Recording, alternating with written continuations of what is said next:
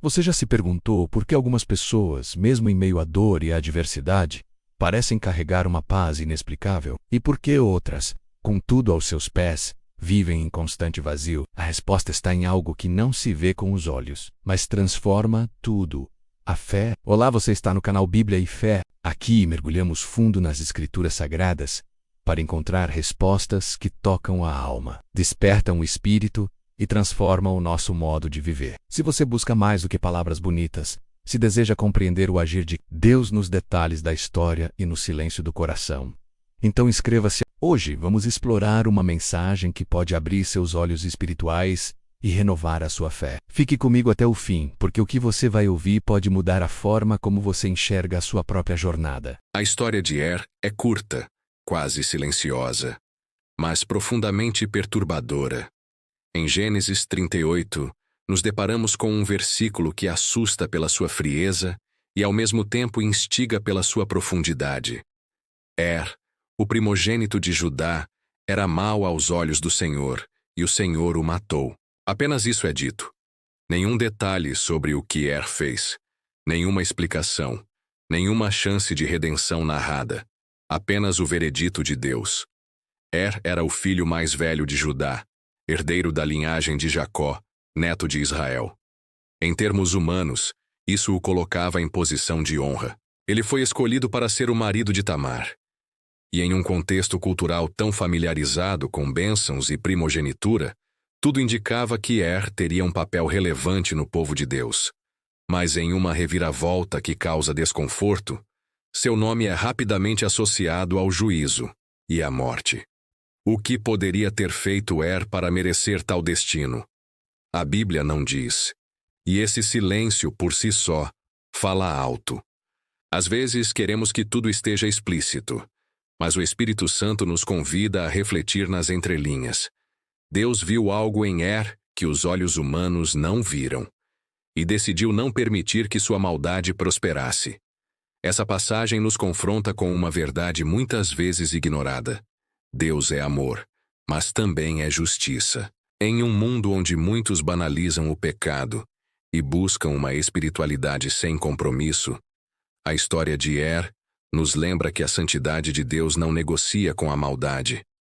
Er pode representar todos aqueles que, mesmo posicionados em lugares de privilégio, desprezam o temor do Senhor. Sua vida serve como um alerta silencioso de que o julgamento de Deus pode ser súbito, definitivo e justo, ainda que incompreensível aos olhos humanos. É um chamado à vigilância espiritual. A vida é frágil e ninguém conhece o tempo do seu fim. O convite implícito nessa narrativa é claro: viva de modo digno diante do Senhor. Não confie em status, em nome ou em herança familiar. O que conta é o coração. E Deus sonda os corações. Após a morte de Er, o costume da lei do levirato, mesmo antes de ser formalmente instituído em Deuteronômio, já era praticado entre os hebreus. Segundo essa tradição, o irmão do falecido devia se unir à viúva para gerar descendência em nome do irmão morto, preservando assim sua linhagem. Judá, então, ordena que Onã, seu segundo filho, cumpra esse dever com Tamar. Mas o coração de Onã estava longe da obediência. Ele aceita a união com Tamar, mas age com desonestidade. Intencionalmente, derrama no chão o sêmen, frustrando o propósito divino de dar continuidade à linhagem do irmão. Seu ato vai além de uma recusa cultural. É uma afronta direta ao plano de Deus. Onã não queria que a descendência fosse creditada a Er. Sua motivação era egoísta. Ele desejava os privilégios de ser o segundo filho promovido à posição de primogênito, sem o peso da responsabilidade espiritual e familiar. Deus, que conhece os corações, não ignora essa atitude. Assim como fizera com Er, o Senhor o mata. Esse segundo juízo revela algo crucial. Não basta fazer o certo de forma aparente. É preciso fazê-lo com o coração correto. Onã teve a chance de ser instrumento de Deus, mas sua hipocrisia custou-lhe a vida. Ele representa aqueles que participam das coisas sagradas, mas com intenções corrompidas, que frequentam o altar, mas não se rendem ao Deus do altar. O ato de Onã é um símbolo de muitos que, nos dias de hoje, se aproximam da fé por conveniência, ou mesmo por aparência, mas fogem do compromisso que ela exige. Servir a Deus vai além de rituais, exige entrega verdadeira. Não cumprir o propósito é rejeitar a missão que o Senhor confiou. Onã teve a oportunidade de ser parte de algo eterno, mas preferiu proteger seu ego. Sua recusa deixou uma ferida na história de Judá, mas, paradoxalmente, abriu espaço para que a justiça e a graça de Deus se revelassem de forma ainda mais surpreendente. Tamar aparece na história como uma mulher silenciada pelas decisões dos homens, mas determinada a não ser esquecida pelo propósito de Deus. Viúva de Er e rejeitada por Onã, ela é posteriormente enviada por Judá de volta à casa de seu pai, com a promessa de que, quando Selá, o terceiro filho, crescesse, ele se casaria com ela. Mas o tempo passa, e a promessa não é cumprida. Judá tem medo. Depois de perder 2 filhos, teme que Tamar seja o problema. Então ele a mantém afastada, esperando que o tempo resolva o impasse. Mas Tamar não aceita o esquecimento. Ela sabe que existe uma aliança, um propósito, uma promessa que precisa ser honrada, e ela decide agir. Disfarçada como prostituta cultual, ela se coloca no caminho de Judá, que, sem reconhecê-la, se deita com ela. Ela exige dele um penhor, o selo, o cordão e o cajado, como garantia do pagamento. Sem saber, Judá entrega a ela seus símbolos de autoridade e identidade. Tamar engravida dele. E 3 meses depois, quando sua gestação se torna evidente, Judá, indignado com o que acredita ser imoralidade, ordena que ela seja queimada viva. É neste momento que a verdade explode como uma luz na escuridão. Tamar apresenta os objetos de Judá e declara: do homem a quem pertencem estas coisas, eu estou grávida. Diante dessa revelação, Judá declara: ela é mais justa do que eu. Tamar é uma figura de profunda coragem. Ela representa os que, mesmo sem voz ou posição, se colocam como instrumentos para que a justiça de Deus prevaleça.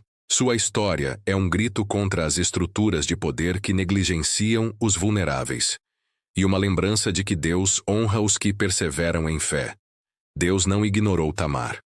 Pelo contrário, ela se torna ancestral de Davi e de Jesus.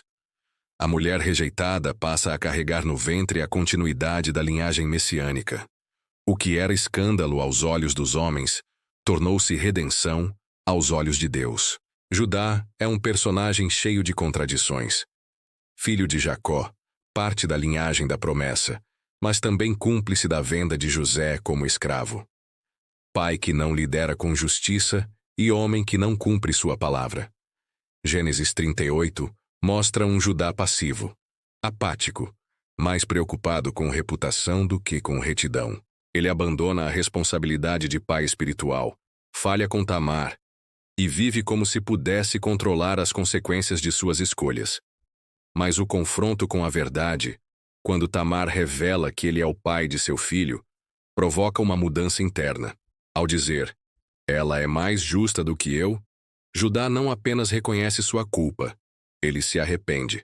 Esse é um momento de virada. Judá começa a sair das sombras da omissão e entrar no processo de transformação. Esse mesmo Judá será, mais adiante, aquele que se oferecerá como substituto no lugar de Benjamim diante de José. O homem que antes não se importava com o destino dos irmãos, agora é capaz de se sacrificar por um deles. A história de Judá nos ensina que ninguém está além da redenção. Mesmo os que falham, erram e se perdem podem ser alcançados pela graça. Mas essa mudança só acontece quando há arrependimento sincero. O coração que se quebranta diante da verdade se torna solo fértil para o mover de Deus. Judá reconhece sua injustiça e inicia uma nova jornada. E é a partir dele, não de José, que virá o cetro, como profetizado por Jacó. O cetro não se arredará de Judá. A transformação de Judá foi tão profunda que Deus decidiu que o Salvador viria de sua linhagem. A história de Onã, Tamar e Judá é desconfortável, mas essencial. Ela nos mostra que a Bíblia não é um livro de heróis perfeitos, mas de pessoas reais, quebradas e ainda assim alcançadas pela misericórdia de Deus. E Onã são exemplos de como o pecado, mesmo silencioso, pode interromper o plano de Deus. Tamar mostra como a fé, a perseverança e a coragem podem mudar destinos. Judá nos ensina sobre a possibilidade de transformação. E, acima de tudo, vemos a mão de Deus conduzindo tudo rumo à redenção. O nascimento dos gêmeos Pérez e Zerá fecha esse capítulo com um símbolo de esperança. Mesmo envolto em escândalo, dor e erro humano, Deus escreve sua história de salvação.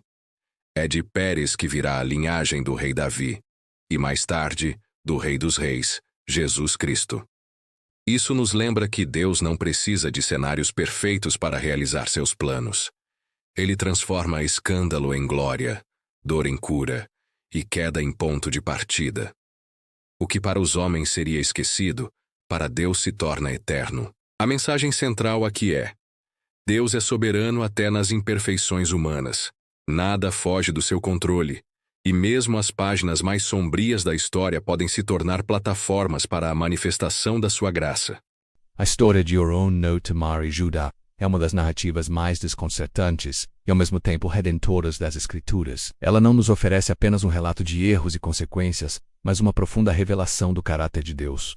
Um Deus que vê além das aparências, que conhece os corações, e que mesmo quando tudo parece perdido ainda escreve capítulos de graça. Onã foram eliminados não por castigo impulsivo, mas por justiça divina. Tamar, mesmo sendo vítima da injustiça e do esquecimento, foi vista por Deus, e Judá, com todos os seus tropeços, foi transformado pelo confronto com a verdade e pelo poder do arrependimento. Essa história é um lembrete poderoso de que Deus não age apenas com os que têm um passado limpo, mas com os que têm um coração disposto a ser limpo. Ele trabalha com a fragilidade humana para revelar a força da sua misericórdia. E o mais extraordinário, ele escolhe justamente esse capítulo de dor e vergonha para trazer ao mundo o Messias, Jesus. Isso nos ensina que nenhum passado é irreversível quando Deus está envolvido. Ele é especialista em recomeços, em usar aquilo que foi desprezado para cumprir promessas eternas. Talvez hoje você se identifique com Tamar esquecido, ignorado, injustiçado, ou com Judá menos marcado por falhas, escolhas erradas, arrependimentos, ou, quem sabe, esteja apenas tentando entender o que Deus está fazendo no meio da confusão. Seja qual for sua realidade, essa história é para você, porque o Deus da Bíblia é um Deus que transforma escândalos em salvação. E se ele fez isso com Judá, ele pode fazer com você também. Confie nele.